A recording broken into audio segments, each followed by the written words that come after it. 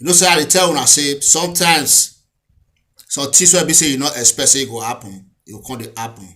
Mostly when you meet the wrong people, people wey be say they no dey the line wey you dey, they no dey support for anything corruption.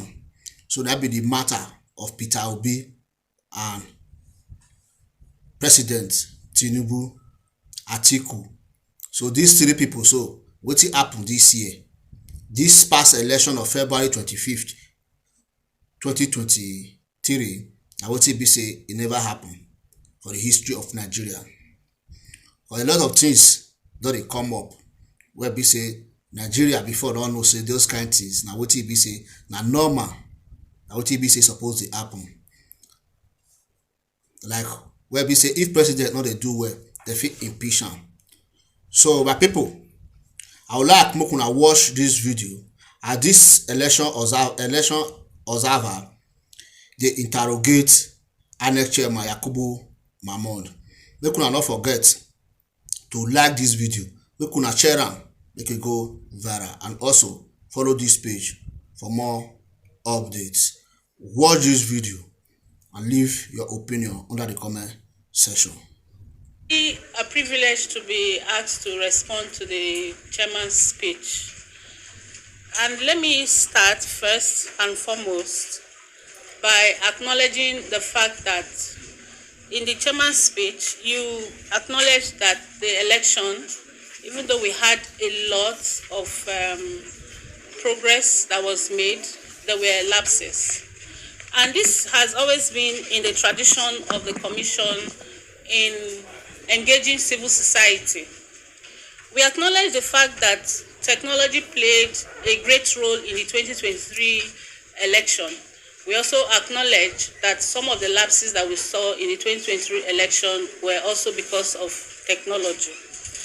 And most importantly, sir, that in your speech, you indicted and recognized the role of some INEC staff that they played in undermining this election. That is a very welcome development. We're looking forward to the prosecution of these INEC staff that have been indicted.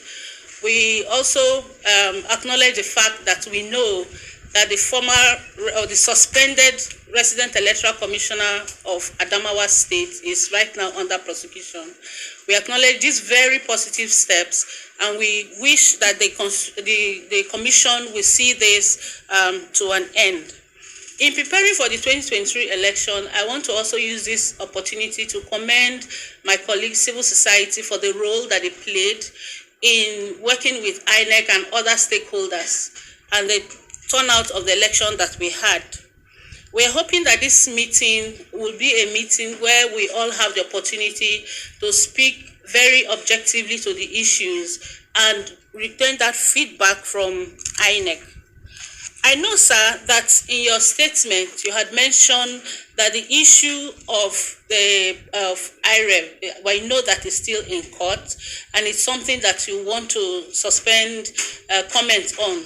That within the purview of what will not be indicated in the courts, we hope that you can throw more light to us on why the IREV didn't really work the way it was supposed to work in the presidential election. And also to note that out of 228 observer groups, this is not very good for us from civil society. Only 67 observer groups have sent in their reports. And we encourage my colleagues that we try as much as possible the effort that we put into applying for accreditation. We should also make that effort to ensure that we send in our reports.